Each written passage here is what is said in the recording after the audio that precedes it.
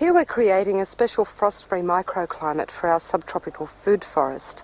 The key elements for keeping the frost out here are is the canopy and the use of tree legumes, and that together with the bodies of water. We've got 2 dams here, one below the orchard, which reflects the winter sun up into it, and another pond just above it, which is our water storage pond. The water moderates the temperature of the site, especially in the evenings and early mornings. It absorbs the warmth of the sun and reflects the sun's light and heat during the day in winter. Here you can see how this system was started. Once again, we used the pigeon peas, the perennial pigeon pea, as our initial pioneer to provide shade and protection for our young fruit trees. It fixes nitrogen in the soil, and you can cut it back to release that nitrogen and use the tops as mulch. One of the other lovely things about the pigeon peas is the bees love to forage the flowers for honey, and these pods, when they're ripe, you can harvest the seeds and they make an excellent pulse. It's like beans or peas, split peas. Under these protective plantings, we've planted out our sensitive tropical and subtropical fruits. Here, for example, we've got a baby cinnamon tree, and so the canopy around here protects it from the impact of heavy frosts. And underneath we've got a ground cover of sweet potatoes growing around. So we've got a productive ground cover which helps to suppress the weeds and functions as a living mulch.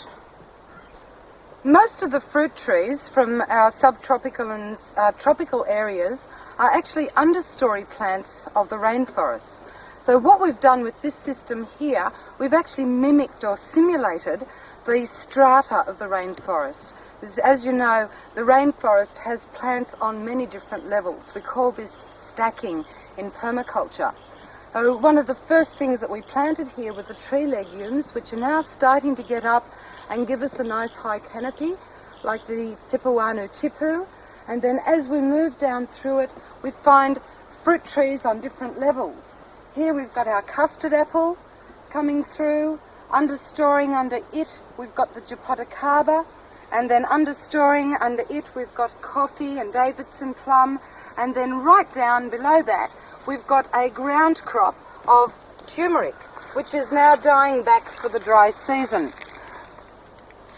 We can harvest the tubers now from the soil, and we'll have our own turmeric for making the most delicious curries you've ever eaten.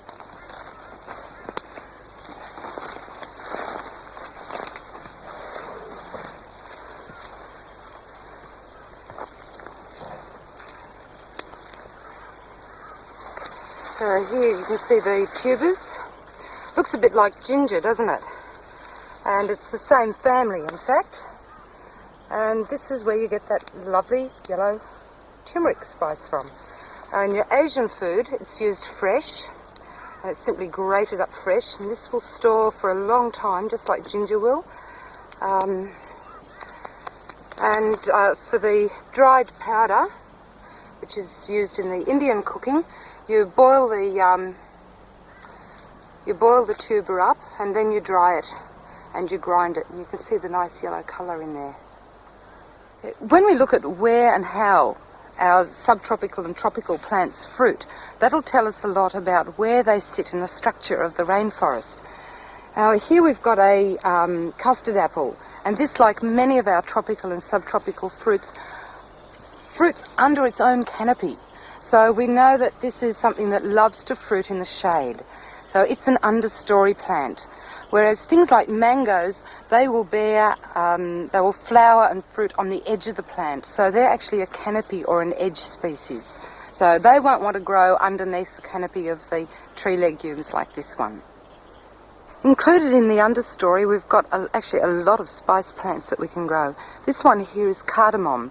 This is the leaf cardamom, so this one you actually use the leaves for your flavouring. It doesn't produce the commercial pods, but you can also get the commercial pod-producing cardamom, and it has got the most beautiful aroma. It's a very vigorous growing, clumping herb, and we also cut this back as part of our mulch regime. Also in our ground story we've got this galangal. It's one of the major spices that you use for all your Thai and Asian cooking. No Thai curry or Indonesian dish is complete without its galangal root in it. And that's understoring under this wampy tree here, which in turn understories under a jackfruit, which is just starting to creep up above it, over on the other side. This is a lovely subtropical fruit. It can actually handle a very light level of frost. It's got similar requirements to citrus. Here we've got a baby coffee bush. That's also an understory plant, and it's actually important that coffee is grown under canopy. That's now being promoted as an important part of sustainable agriculture in the tropics, is having the tree canopies over the coffee plants.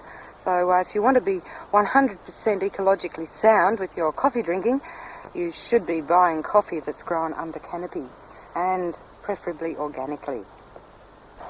Here we've almost got a closed canopy, and what you'll find is down here in the understory, under those low light levels, all our weeds have disappeared. So now we can start to bring in more turmerics and galangals and our understory spice crops.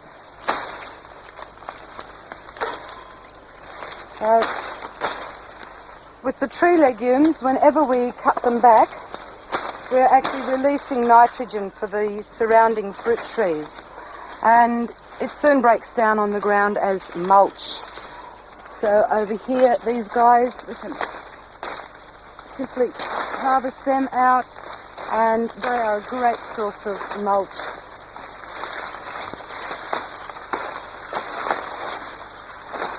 So we've got an almost self-mulching system in here. So it's important to have a lot of native plants in with your exotic plants, to have an ecologically sound food forest. So here we've also incorporated a lot of our subtropical bush foods, and one of the gems is this one. This is the small leaf tamarind. It bears a very delicious fruit. The juice of it is a great substitute for the Indian tamarind juice, and also makes a very refreshing tart summer drink. This tree was reduced down to something like 15 or 17 trees in the wild. It's an endangered species. So we can contribute a lot to biodiversity by incorporating species like this in our productive food forests. Of course, no tropical or subtropical food forest is complete without its bananas. They're a wonderful fruit, and they're also evolved from or been bred from the understory wild bananas of the Asian forest. Birds can be one of the major problems in orchards, pinching your fruit. They generally go for fruit for moisture and for the tartness of unripened fruit. So it's important to get a lot of these native fruiting species in the orchard. This is the sweet Pittosporum, which the birds love, and it's native to our local rainforests. Also, your local lily-pillies and things like that will be an important part of your orchard.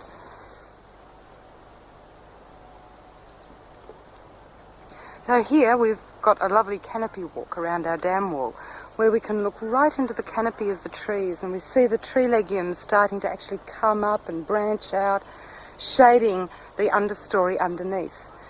These canopy trees will be thinned out over the next couple of years. They're at about 3 times the density that we'll require for the long-term system. So next year we'll be starting our first thinning out of those plants to create more room in the understory for the fruiting trees.